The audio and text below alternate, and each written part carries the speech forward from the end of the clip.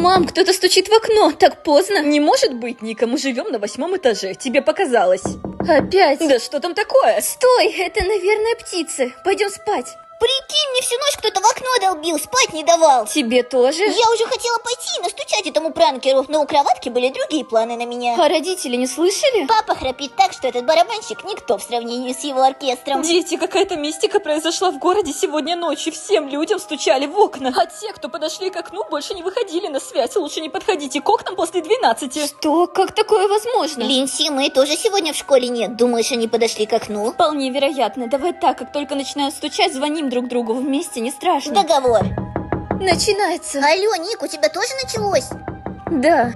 Мне страшно. Да что ты такое? Кто ты? Ника, алло. Пусти меня.